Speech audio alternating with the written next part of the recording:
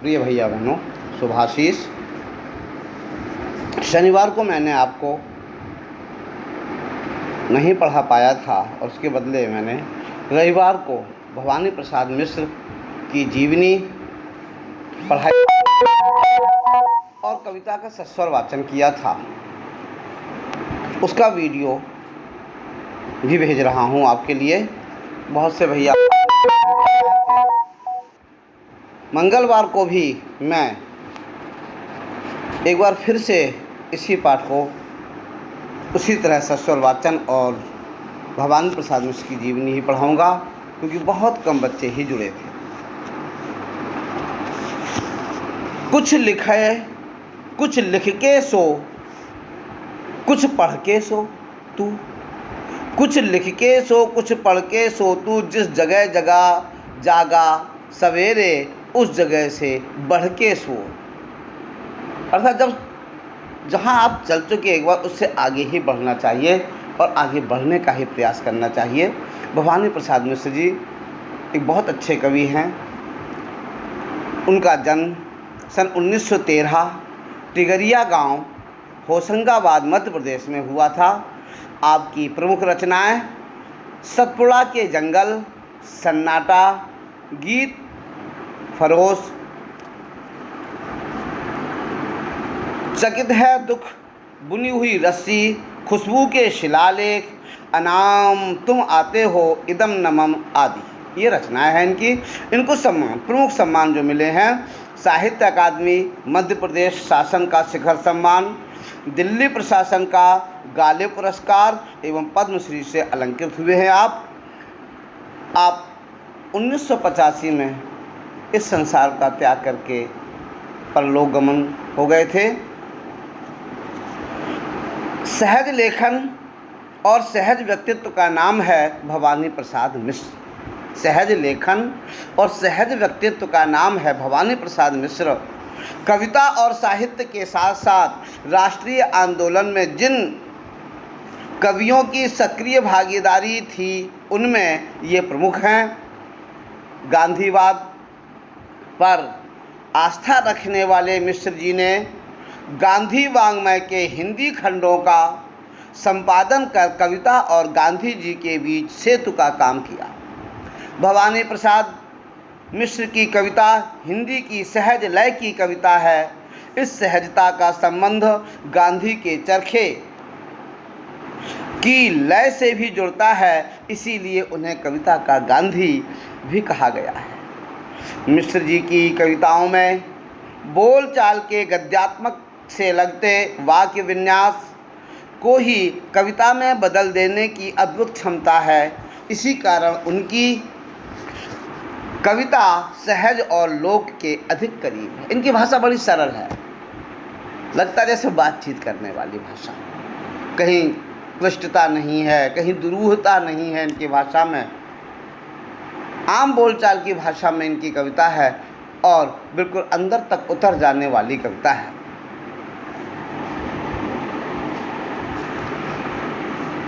भवानी प्रसाद मिश्र जिस किसी विषय को उठाते हैं उसे घरेलू बना लेते हैं।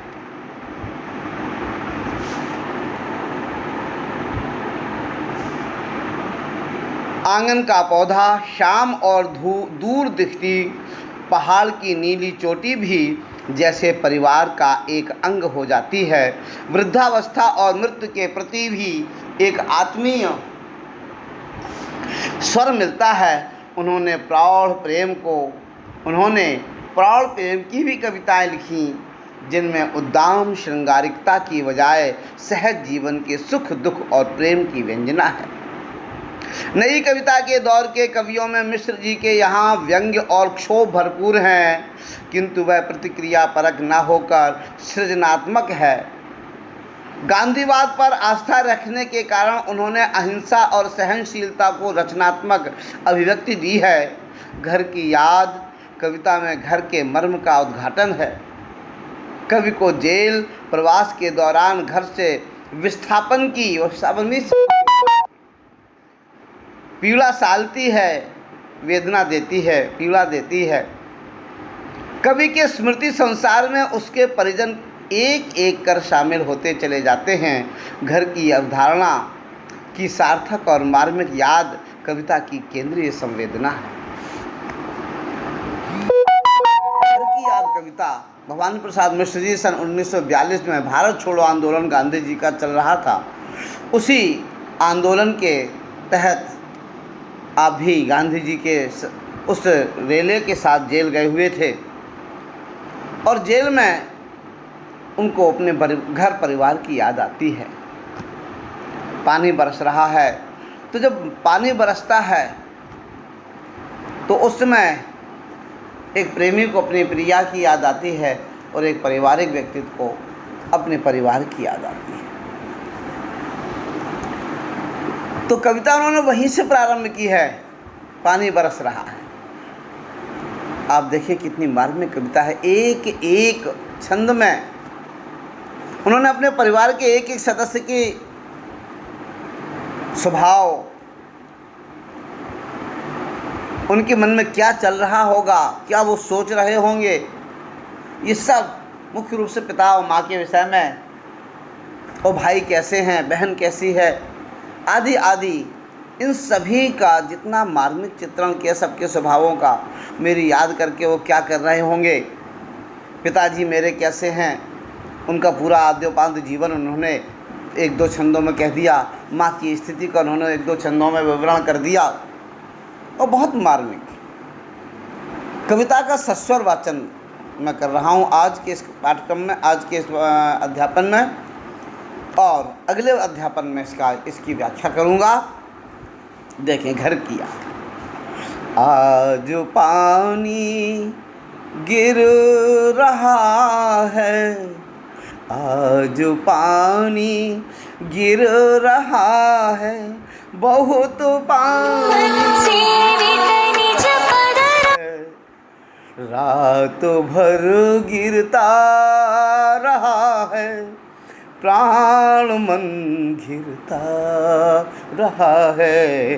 आज पानी गिर रहा है, आज पानी गिर रहा है, बहुत पानी गिर रहा है, रात भर गिरता रहा है, प्राण मन घिरता रहा है, बहुत पानी गिर रहा है, घर नज़र में तिर रहा है। अर्थात पानी की बौछारों के साथ, पानी की तीव्र धार के साथ कवि कह रहा है कि मेरे आँखों में उस जल की धारा के बीच मेरा घर का वह आंगन तैरता हुआ सा दिखाई दे रहा है।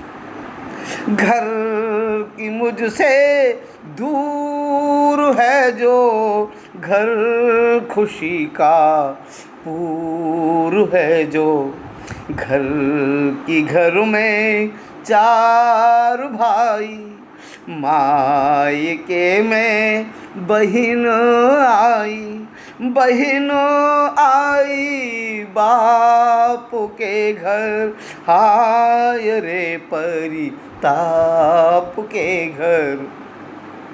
घर कि घर में सब जुड़े हैं, सब कि इतने कब जुड़े हैं। सावन का महीना है, सारी बहनें भी घर आ गई हैं, भाई भी घर पर ही हैं, तो कवि कहता है कि इतने तो कभी नहीं जुड़ते हैं, क्योंकि जितने आज मेरे दुख में शायद सब जुड़ गए होंगे कि भैया मेरा जेल गया है। चार भाई चार बहिनें, भुजा भाई प्यार बहिनें, और माँ बिन पढ़ी मेरी, दुख में वह गढ़ी मेरी। माँ की जिसकी गोद में, माँ की जिसकी गोद में माँ की जिसकी गोद में सिर रख लिया तो दुख नहीं फिर। माँ की गोद ऐसी ही होती है, कितना भी दुखी बालक हो जब वो माँ की गोद में लेट जाता है अपना सिर रख के, तो सारे दुख दूर हो जाते हैं। उसके हाथ फेरने मात्र से सारी चिंताएं दूर हो जाती हैं, क्योंकि माँ माँ होती है। कुपुत्रो जायेत क्वचिदपि कुमाता न भवति। कुपुत्र भले ही हो जाए, पुत्र भले ही कुपुत्र हो जाए, लेकिन माँ कभी कुमाता नहीं होती है। तो माँ का आंचल, माँ का स्नेह, माँ का ममत्व ऐसा ही होता है जो बेटे के, अपने पुत्र के समस्त दुखों को दूर कर देता है। माँ की जिसकी स्नेह धारा का यहाँ तक भी पसारा, उसे लिखना नहीं आता, उसे लिखना नहीं आता, जो कि उसका पत्र पाता। पिताजी जिनको बुढ़ापा, आप देखिए पिताजी की स्थिति का कितना सुंदर चित्रण है। पिताजी जिनको बुढ़ापा एक क्षण भी नहीं व्यापा, और जो अभी भी दौड़ जाएं, जो अभी भी खिलाएं, मौत के आगे न हिचके, मौत के आगे न हिचके, शेर के आगे न बिचके, बोल में बादल गरजता, काम में झंझाल रजता। आज गीता पाठ करके दंड 260 करके, खूब मुदगर हिला लेकर, मूठ उनकी मिला लेकर, अब कि नीचे आए होंगे। अब देखिए पिताजी के दुख का कितने कम शब्दों में सुंदर चित्रण किया है। जब कि नीचे आए होंगे, नैन जल से छाए होंगे, हाय पानी गिर रहा है, घर नजर में तिर रहा है। कवि ने इसमें कितना अच्छा हाय पानी गिर रहा है, इसमें दो अर्थ दे दिए हैं।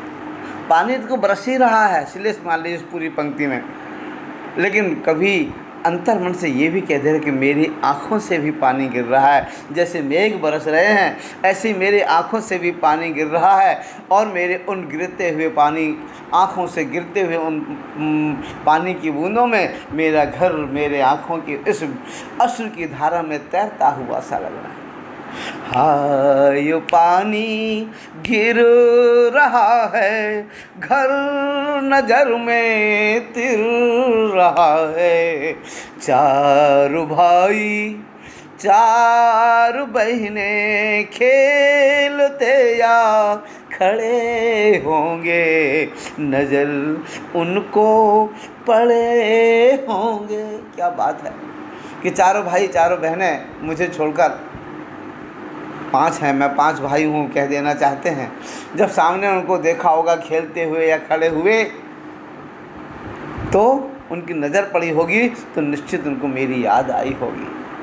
चार भाई चार बहनें, भुजा भाई प्यार बहनें, खेलते या खड़े होंगे, नजर उनको पड़े होंगे। पिताजी जिनको बुढ़ापा एक क्षण भी नहीं व्यापा, रो पड़े होंगे बराबर पांचवें का नाम लेकर। बहुत बड़ी बात कह दी है कि जो पिताजी जिनको बुढ़ापा नहीं व्याप्त हुआ हो सका है, लेकिन आज पुत्र के अपने मुझ पांचवें बेटे की याद में निश्चित ही वे रो पड़े होंगे। पांचवा मैं हूँ अभागा, जिसे सोने पर सुहागा। कभी ने अपने आप को यहाँ अभागा क्यों कहा है? क्योंकि आज जो अपने भाइयों और बहनों के बीच नहीं है, उस आनंद के बीच नहीं है, इसलिए अभागा कहा है। जेल में हूँ इसलिए अभागा नहीं कहा है कि आज वो अपने माता पिता के पास नहीं है, इसलिए अपने आप को अभागा कहा है। लेकिन पिताजी ने क्या कहा होगा कि पांचवा मैं हूँ अभागा, जिसे सोने पर सुहागा। पिताजी कहते रहे हैं, प्यार में बहते रहे हैं। उनको वो कह रहा है, कवि कहता है कि मेरे पिताजी सदा मुझे सोने पर सुहागा ही कहते रहे हैं और मेरे प्यार में बहते रहे हैं, अर्थात मुझे सबसे अधिक प्यार करते रहे, क्योंकि मैं कवि हूँ और मैं राष्ट्र की सेवा के लिए लग गया था और उनकी ही यही इच्छा थी। आज उनके स्वर्ण बेटे लगे होंगे उन्हें हेटे, क्योंकि मैं उन पर सुहागा बंधा बैठा हूँ अभागा।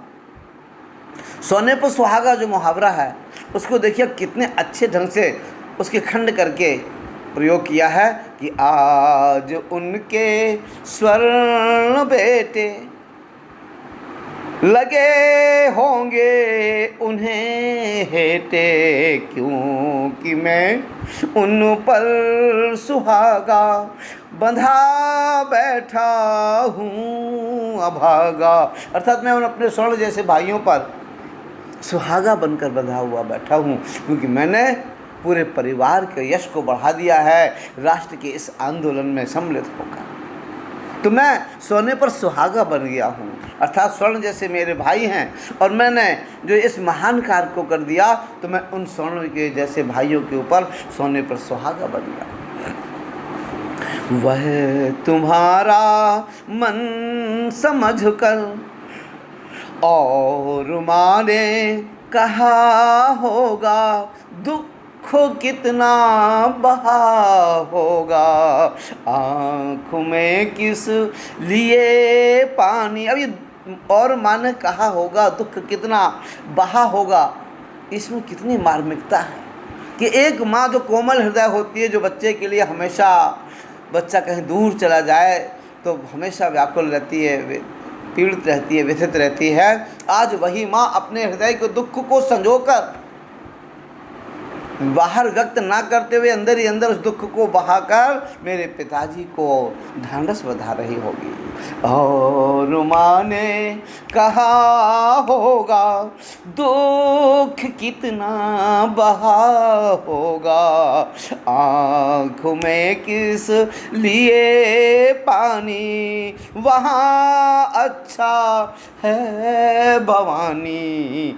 वाह तुम्हारा मन समझ कर, भवानी कवि का नाम है और स्वयं कवि ही अपने विषय में लिख रहा है।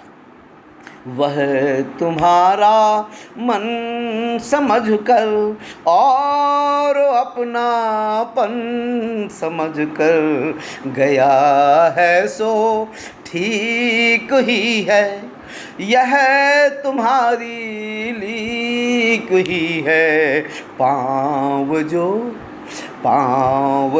पीछे हटाता, पाँव जो पीछे हटाता, पाँव जो पीछे हटाता, कोख को मेरी लजाता। इस तरह हो वो न कच्चे, एक माने मातृभूमि की रक्षा के लिए गए हुए बेटे के लिए कितनी बड़ी बात कह दी है कि यदि वो इस आंदोलन में सम्मिलित होकर वापस लौट आता तो निश्चित मेरी कोख को लगा देता। क्यों? क्योंकि राष्ट्र के लिए समर्पित होना ही वास्तव में माँ के दूध की रक्षा करना है। तो पाँव जो पीछे हटाता कोख को मेरी लजाता, इस तरह हो वो न कच्चे रो पड़ेंगे और बच्चे। पिताजी ने कहा होगा, ये कवि कल्पना कर रहा है कि माँ क्या कह रही होगी, माँ पिता को कैसे धैर्य बंधा रही होगी, फिर माँ के समझाने पर पिता क्या कह रहे होंगे। देखिए कि पिताजी ने कहा होगा, हाय कितना सहा होगा, कहाँ मैं रोता कहाँ हूँ। इस वाक्य को कहने में उन्होंने कितनी वेदना को सहा होगा। पिताजी ने कहा होगा, हाय कितना सहा होगा, कहाँ मैं रोता कहाँ हूँ, धीर मैं खोता कहाँ हूँ। हे सजीले हरे सावन, हे कि मेरे पुण्य पावन, तुम बरस लो वे न बरसे, पाँचवें को वे न तरसे। अब कभी बरसते हुए सावन के मेघ से और उस सावन को अपना दूत बनाते हैं और कहते हैं कि हे सावन तुम खूब बरसो, जितना मन चाहे उतना बरसो, लेकिन मुझ पाँचवें को के लिए वे तरसे ना, अर्थात उनको मेरी याद ना आए। हे सजीले हरे सावन, हे कि मेरे पुण्य पावन, तुम बरस लो वे न बरसे, पाँचवें को वे न तरसे। मैं मजे में हूँ सही है, घर नहीं हूँ बस यही है, किंतु यह बस बड़ा बस है, किंतु यह बस बड़ा बस है। अब ये देखिए बस, किंतु यह बस कि बस घर में तो नहीं हूँ, एक बस का अर्थ घर नहीं हूँ बस यही है। बस इतनी सी बात है कि मैं घर पर नहीं हूँ, बाकी तो सब मज़े से हूँ। और उस बस के विषय में फिर कहा है किंतु यह बस बड़ा बस है। ये जो बस है ना कि मैं घर पर ही नहीं हूँ, यही तो बस बड़ा बेबसीपूर्ण है, बड़ा कठिन है। इसी बस से सब विरस, बस इसी बस के कारण तो सारी रसहीनता आ गई है कि मैं माता पिता और अपने परिवार के साथ नहीं हूँ, इसलिए मैं उदास हूँ, रसहीनता आ गई है। किंतु उनसे यह न कहना, उन्हें देते धीर रहना, उन्हें कहना लिख रहा हूँ, उन्हें कहना पढ़ रहा हूँ, काम करता हूँ कि कहना नाम करता हूँ कि कहना चाहते हैं लोग, कहना मत करो कुछ शोक कहना, और कहना मस्त हूँ मैं, काटने में व्यस्त हूँ मैं। पहले जेलों में भी गांधीवादी लोग सूत काटने का काम किया करते थे। ये चरखा सूत काटना एक दिनचर्या सी बना ली थी लोगों ने। तो कवि कह रहा है कि मैं उस सूत को काटने में मस्त हूँ कि और कहना मस्त हूँ मैं, तुने में व्यस्त हूँ मैं, वजन 70 शेर मेरा और भोजन ढेर मेरा, कूदता हूँ खेलता हूँ, दुख डट कर ठेलता हूँ, और कहना मस्त हूँ मैं, और कहना मस्त हूँ मैं, और कहना मस्त हूँ मैं, यों न कहना अस्त हूँ मैं, हाय रे ऐसा न कहना है कि जो वैसा न कहना। अरे ऐसा मत कह देना जैसे तुम देख रहे हो मुझे दुखी अस्त व्यस्त देख रहे हो, ऐसा वहाँ मत कह देना। कह न देना जागता हूँ, कह न देना जागता हूँ, आदमी से भागता हूँ, कह न देना मौन हूँ। मगर ये मत कह देना कि मैं परिवार के दुख के वियोग में मौन सा हो गया हूँ, चुप हो गया हूँ, किसी से बात नहीं करता हूँ, आदमी को देखकर भी डरने लगा हूँ, ये बात मत कह देना। कह न देना मौन हूँ मैं, खुद न समझूं कौन हूँ मैं, देखना कुछ बक न देना, उन्हें कोई शक न देना, हे सजीले हरे सावन, हे कि मेरे पुण्य पावन, तुम बरस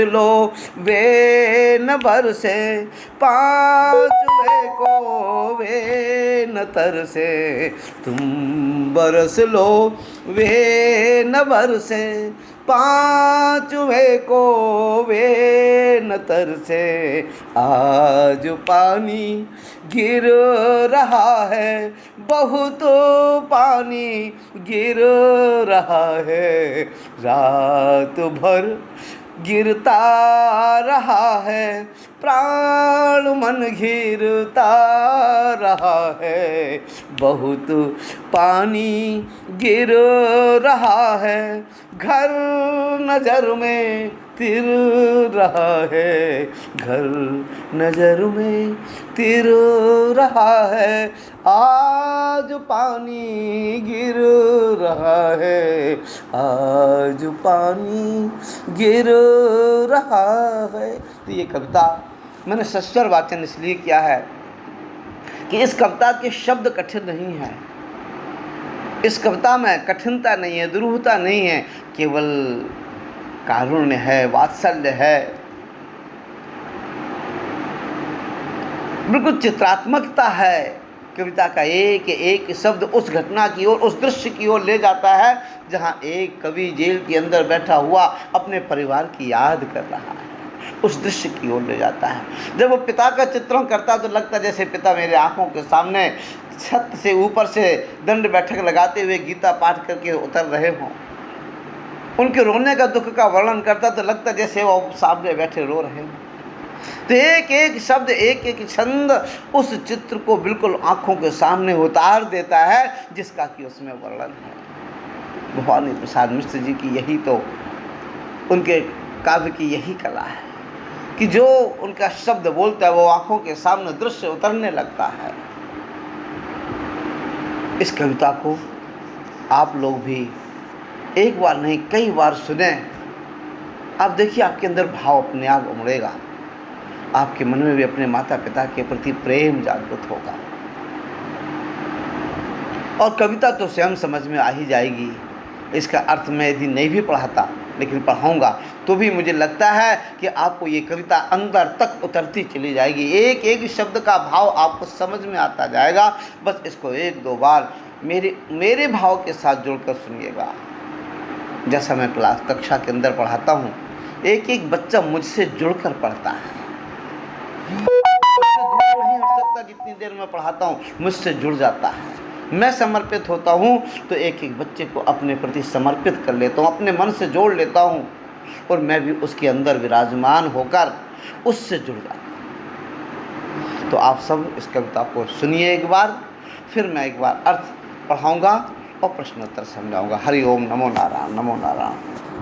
आज पानी गिर रहा है, बहुत पानी गिर रहा है, आज पानी। क्या हुआ भैया, नहीं बने क्या, बर्बाद हो जाएंगे। हाँ, मिल गया।